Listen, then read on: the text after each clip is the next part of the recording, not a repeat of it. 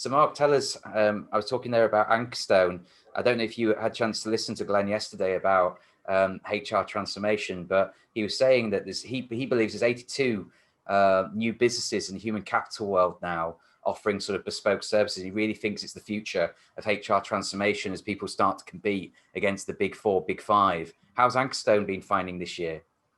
I mean, it's challenging for everyone, James, isn't it? I guess, but we've done positively, and I think what we are seeing is it's just that practical experience that these organisations are bringing now. Because from our experience, we didn't just implement, transformation and new technologies. We had to stay behind and support it. And I think, Simon and Jason are probably the same. That's where you learn what I wish I'd known before, and those kind of key practical elements of how you would maybe do it again differently. And that's what we want to bring to customers. And as part of this webinar is almost the same as, practically, here are the kind of nuggets that you maybe want to think about before you take a leap. If you've already taken a leap, things that you might want to think about as you go through the journey for transformation, which has a combination across HR, services, capabilities, vision, colleague experience, and technology, right? So it covers the whole gamut of those things, which is kind of what we want to touch on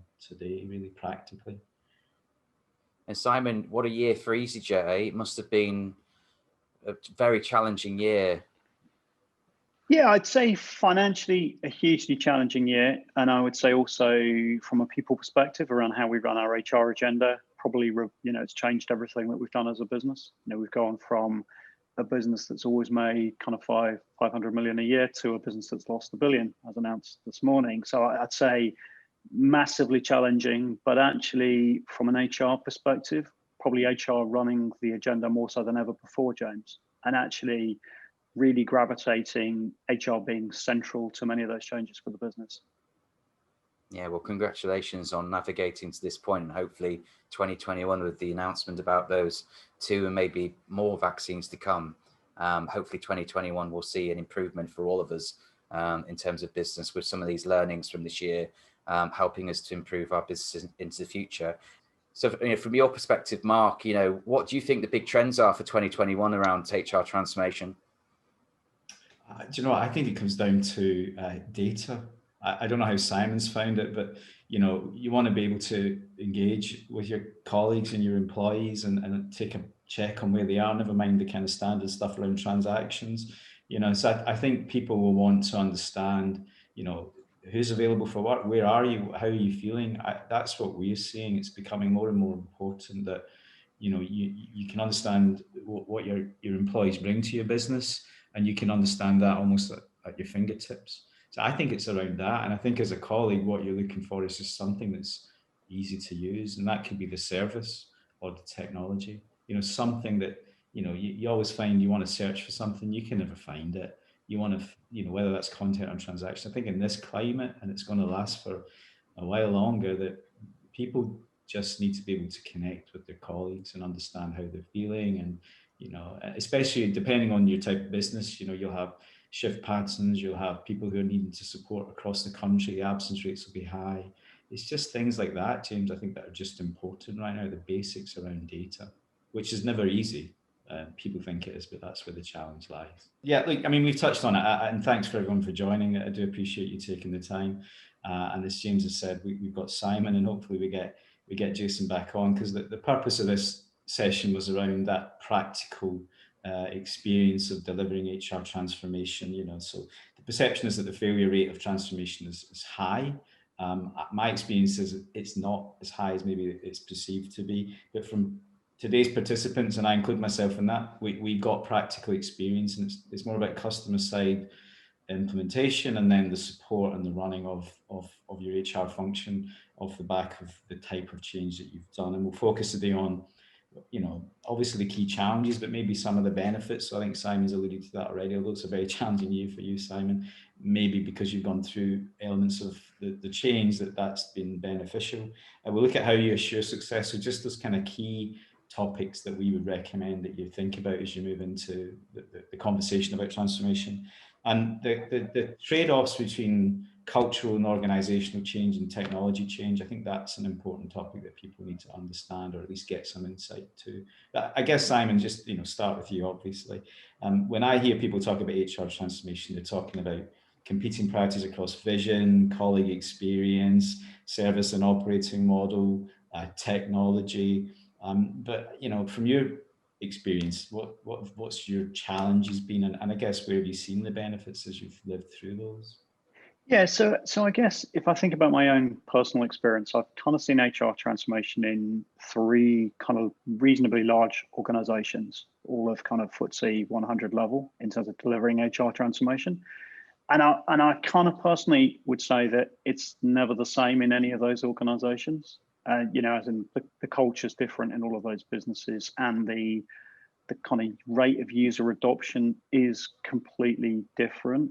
What I would say is that some of the common pitfalls where I've seen transformation may not stick is things like the technology being seen as the single answer.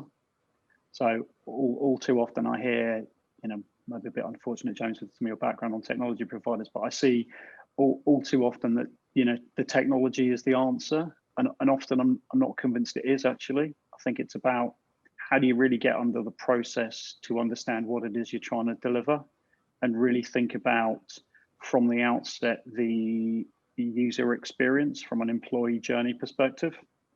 And again, my experience is, some organizations are massively mobile with, people that run a phone or an app and using the technology really well, and the adoption rates are high from day one.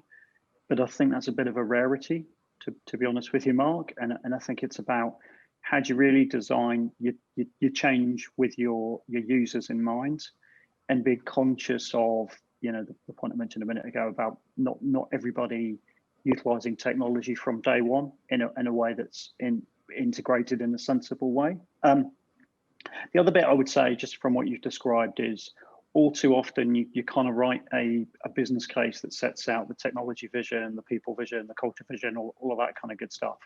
And I think I've kind of seen it where the programs run slightly late.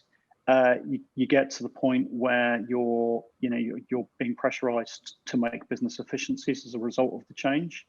And I don't know if you see this, but all too often the operating model gets rushed in, and the business adoption change isn't allowed for within that kind of spoken timescale.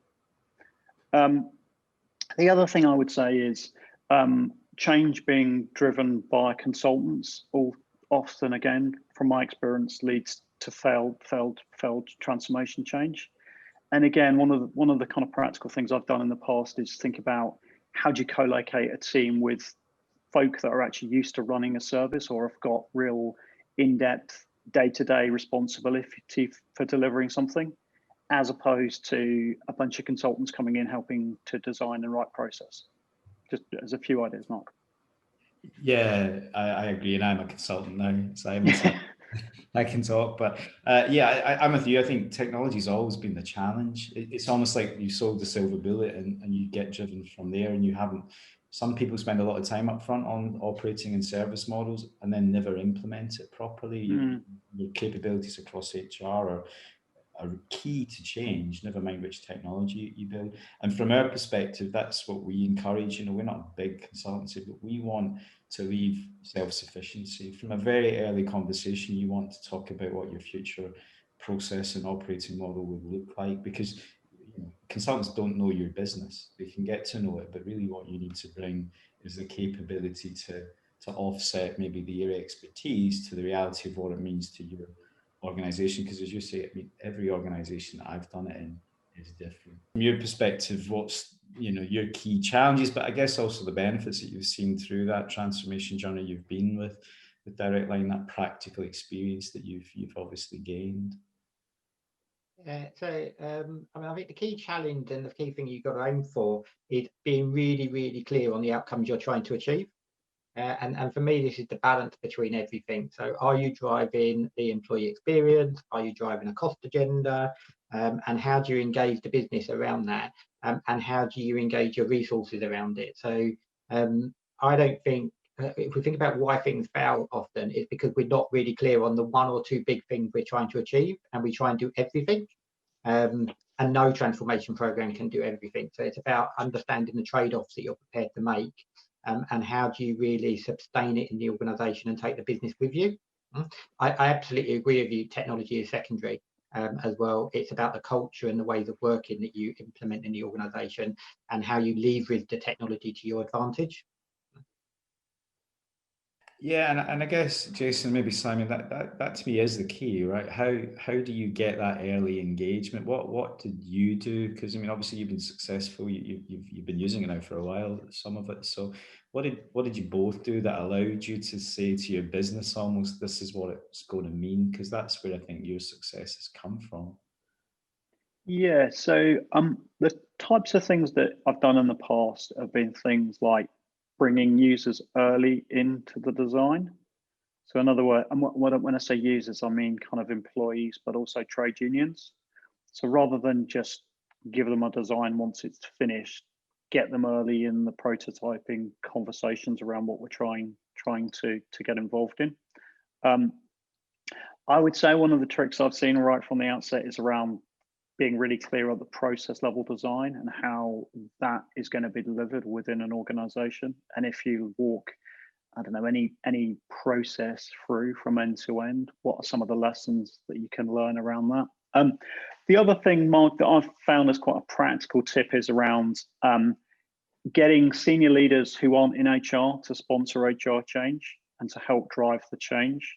So particularly those that have got responsibility for large functions, getting them involved and having a sense of ownership around the change, I think is, I guess, some really important things that I've seen, definitely. Yeah, and I would concur with all of that. It's really important that you get users involved in it. You've also got to drive users to your platform as well. So naturally, if you roll out key HCM, let's be honest, users are going to go into it for performance reviews, holidays, that kind of thing. So we try to put all our systems together so that our people have a reason to go for it. So, for example, we will do announcements there, and we'll do push notifications around that. We will put our payslips on there. So it's pulling people to the systems to interact with it rather than us pushing it all the time. I think picking up the process point is really interesting as well. I think whenever you go into these design programs and transformations, you've got to be prepared to change your processes and not think your process is always perfect and expect the technology to fit in with it. So it's about simplifying it and standardizing it with the process. I think the other thing I would call out as well is how do you engage the business by giving them insights to data with these systems that they wouldn't normally have.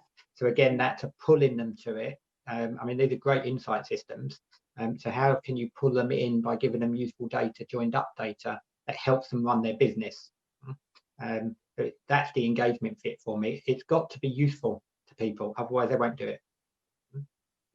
Well, just a point to add, which I think is quite interesting, which is clearly this year, all businesses will have been through significant organizational change as a result of COVID, mine particularly from an aviation perspective. But I think a lot of the ingredients for getting out of this problem are absolutely paralleled with HR transformation, which is, so that kind of, there is one change agenda moving forward, the simplicity of an agenda. Certainly I've kind of found personally in my own organization today that actually the HR agenda has probably got more coverage than it's ever had. And I think a lot of those parallels are super helpful for when people are considering the next phase of transformation. I don't know if Jason's sort of seen similar this year. Yeah, no, I agree with you. It is the consistency, and we've got more reason to be at the table at the moment with the driving force around it than we've ever had. Yeah. Yeah, I go back to that point you made about the early engagement as well, Simon, and outside of HR, it's almost get beyond HR as quick as you can, because that's either the users or the sponsor group. And what mechanisms did you use to get that? Because what we've seen is some of these are difficult conversations. You've got to be really honest and upfront about what that really means. And if you're looking at a CFO or even the CEO, they want to know how much it's going to cost me, what's the benefits that drives for me. What did you find that conversation was like?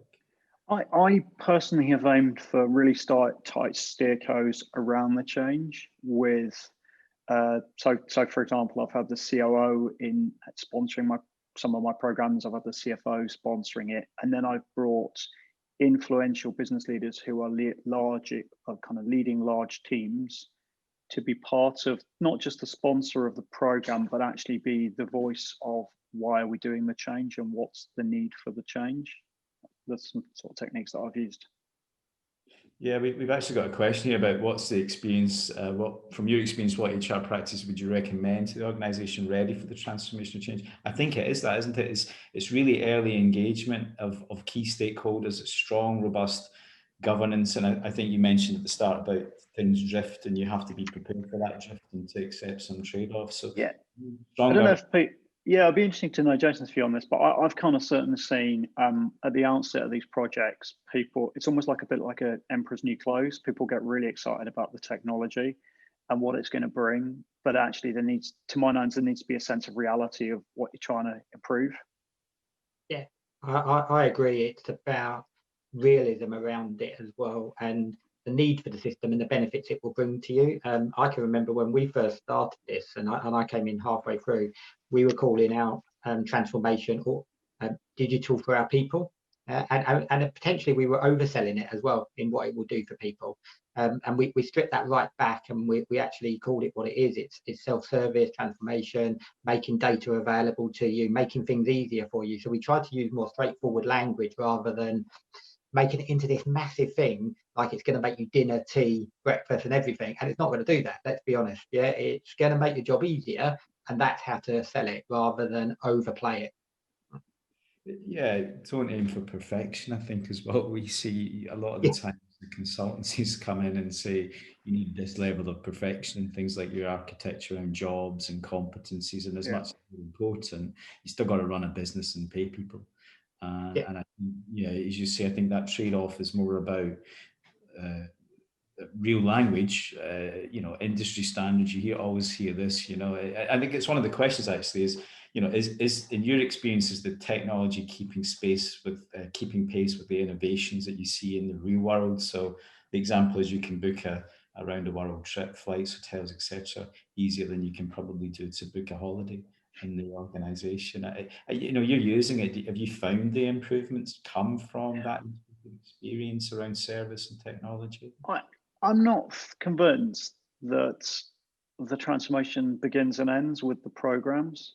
I don't know. Again, I'll take Jason's view on it, but kind of my view is that acts as almost the platform that then you evolve onto and evolve with and develop with for your organization. And the concept of anyone being able to pick up HR stuff and use the technology right first time, I think I'm not convinced. I think it's about how do you take your business there in small steps. No, I agree with all of that. I think it is. I don't think all HR technology has evolved as much as consumer technology that you'd expect to. I think the biggest gap, if I'm honest, so I think your core ACM, your payroll, they do what they say on the tin. Yeah, I think the biggest gap and the biggest opportunity for a lot of organisations is your learning platforms. So we haven't found a perfect solution for that yet, whereby we're an interesting organisation. We've got quite a large regulatory part, so we need your core HCM type activity or your LMS activity, but we're also looking for the more sexy type learning push thing, and there's no one player that does that ideally at the moment. So I think that's the area of opportunity where when you start to look at things like your HCM, your case management systems, how much further have they got to go to make things easier for people? Yeah. So I think the opportunity is in learning more than the other systems and processes at the moment. Yeah, I've seen that in a few recent customers that we've been on that learning experience platform that they talk about, and it's a lot of niche players on there. Seeing more and more people opening up access to LinkedIn Learning and YouTube, which I know in certain industries has concerns and challenges, but it feels like that's what you're doing. So why wouldn't you do that in the office or in a corporate organisation or on the road with your iPad if you're out in the field? I think you've talked a lot about how we can assure success, the practicalities of early engagement and conversations and strong governance and honest, I think, language really around what we do. And you've talked a bit about the trade-off, I think, between the technology change and the kind of organizational cultural change. And you've obviously been through it as well. And I know you say it's not necessarily the tech that drives it, but there is a trade-off, isn't there? You can't have both in a way. So I don't know how you've balanced what your targets were and the KPIs you were measuring against for the change against culture versus tech. Jason. Jason, do you want to go first? Yeah. So I can jump in. So I think it's really difficult to get this measure right, first of all. Yeah, because people naturally focus on the bottom line, the cost and the benefits, etc. So one of the things we try to build into it is user experience and the use particularly of data. So how are we as an HR function enabling the business and giving them better access to data or procedures to make decisions that inform them, rather than it's you put this cost in and you save this cost on the output. There is that, and I think some organisations try to shy away from that. So you actually need to be honest. Part of transformation is going to be saving costs as well. And what are you actually trying to do? But it needs to be a balanced scorecard between it, rather than just one or the other. So, Simon, your view? So whether you agree with that or not? Yeah, no, I do agree with it. A couple of things I would say is be kind of bold on process standardization. So I think people often shy away from process standardization like it's a really bad thing. And actually, my experience, particularly with SaaS products, it's a great thing because it allows you to innovate quicker in the future. The thing I've kind of held dear in all currencies when I've done this type of thing is be selfish about the colleague experience, and you can kind of wrap that in at the front end with your kind of portals and your user experience to speak to your service desks, that type of stuff. So I'd focus on getting that right to really enhance the experience, and then be bold about process standardization to minimize cost. And I completely agree with Jason actually, which is be upfront and honest of the aims of the program, around efficiencies for the future. And again, one of my experiences on certainly kind of colleague training is it's always the bit that gets lost. It's always the bit that gets cut as part of the transformation program as you start to run out of money. And I would just say it's probably the most important thing to think about around how do you ensure that people can use the technology and understand what's expected of them moving forward. And Simon, I fully agree with you about process standardization. There's an interesting tension there because we've all probably got bits of the business who want certain bespoke processes built for them. And we do actually need to be quite bold on that. Otherwise, you end up taking all your efficiencies from your system out by having non-standardized processes and bespoke processes, which also add cost and error in, let's be honest as well, not anything else. Yeah, that's what I wish I'd done differently. That we were in many of our transformations have been driven towards that service model efficiency around number of people doing what, rather than I just get the standardization in my processes agreed, and a federated business is challenging to do that, and they all agree to it. Then the rest of it comes. You don't need to go for it all at the same time. I think people miss that, don't they? You should be breaking it down into reasonable chunks. If you do it properly, you can still get there as quick, but otherwise you get. Totally agree. And I would think about the service model and investment up front. You might say, do you know what, we'll put more people in initially to guarantee the service, to really talk and coach people through how to use the process or the technology, and then gradually phase that out, as opposed to it all goes from day one and everyone's going to self-serve. Because again, my experiences of at least 3 organizations is none of them do that for day one. Yeah, and that's exactly what we did. So we overstaffed our shared services function for the first period, and then gradually pulled it back as the self-service pickup rate increased. Because you're going to turn this on day one, and let's be honest, your self-service utilization isn't going to be 95%. Yeah, it's going to take time to get to where you need it to get to. And we have now got it at 96% actually. So we've got a good self-service utilization, but that has taken time. You're absolutely right. Add the staff in at the outset to make sure you maintain your service level. Otherwise, you lose credibility from day one as well. Yeah, I mean, those two are great examples, actually, of the fact you have to think ahead to that investment and fight your corner a little bit, because you might have to bring more people in time. And the roles distribute, don't they? The capabilities go to where they need to be at some point when you're when the users are more engaged in using it. There is a question here, it's quite an interesting one, and it goes back to the data. How do you deal with the creepy factor of HR tech data being more permanent? I think that's just HR data for me. That's about people and organization data.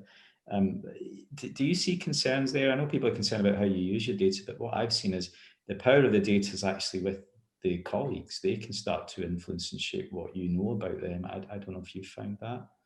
Yeah, so you do need to be careful, because obviously the world we live in at the moment, we segment our HR data, so we only leave it in with a very small pool of people who can access it and interrogate it, for that reason.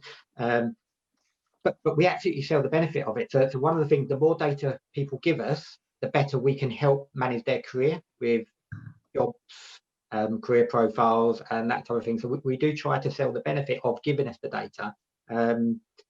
It's really simple now as well, because let's be honest, you capture someone's entry-level data as part of the recruitment process. You've got it all throughout the process because it pulls it in from LinkedIn.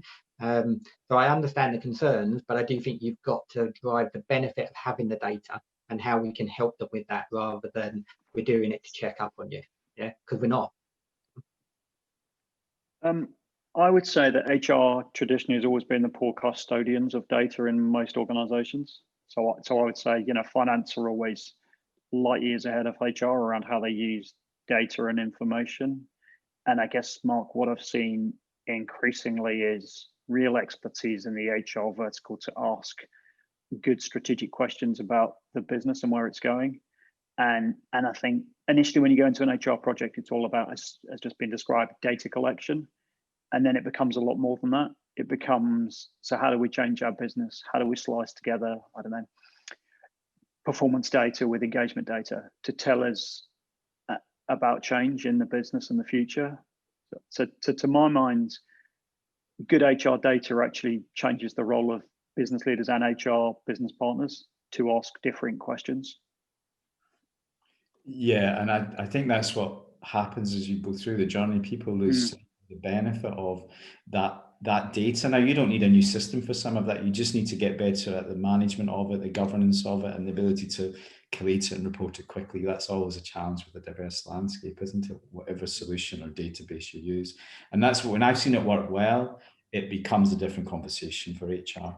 And it's, yeah, totally agree. And I think it's different in different countries as well. So, my experience of running shared services across UK, France, Germany, Spain, Italy, and etc. is each of those countries has got slightly different legislation requirements that you need to be cognizant of.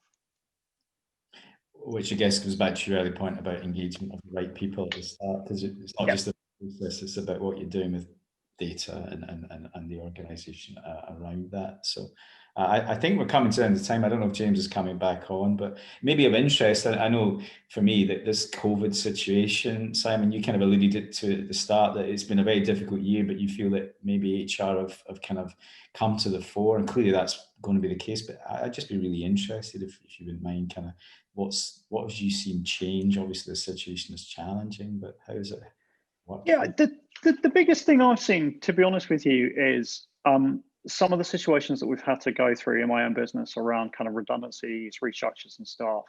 It's HR that's driving that strategy with the business leaders. And I think historically that probably wasn't the case. And certainly in my instance, Workday's our core HCM platform, and we're using Workday in a much more intelligent way to make business decisions. So things like kind of workforce analytics, really thinking about that in advance. And because our agenda is so small now as a business, as in there's very few things we're focusing on, it's got real airtime that I don't think it's ever had before, actually, Mark.